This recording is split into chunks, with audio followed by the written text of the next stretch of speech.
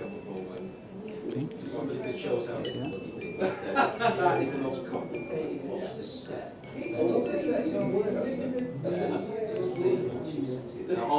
once you set it and the watchminder power decides it's not working. Chiming timepieces are really very, very complicated to make, and it's only been executions like the minute repeater that really have been available in that realm. And for us, under Ludwig actually always looking for new opportunities, new ways to interpret what horology has done up until this point.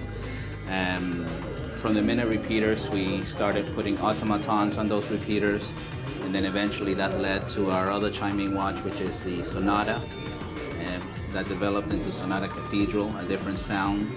And it's just part of the evolution, clearly needed to be something completely different. We happen to have Dieter Meier as one of the original minority stockholders that purchased the company with Rolf back in the 80s. And he has now taken an active role on the board, and he is someone who is recognized as the grandfather of techno music. And if you know who he is and you Google him, you'll recognize the sound of his band Yello, who had some really interesting hits back in the 80s that developed the whole genre of techno music. So he was engaged to kind of create a concept of the next chiming watch. And he was actually the person who wrote the song Strangers in the Night.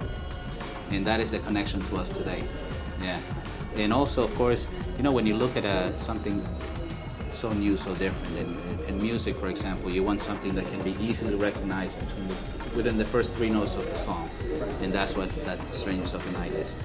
Clearly a concept that developed years ago with the musical boxes. Now this is a new rendition to have to somehow miniaturize that concept into a wristwatch. So you will see that you don't have a roller like those musical boxes did. This is now a flat disc that sits on the dial.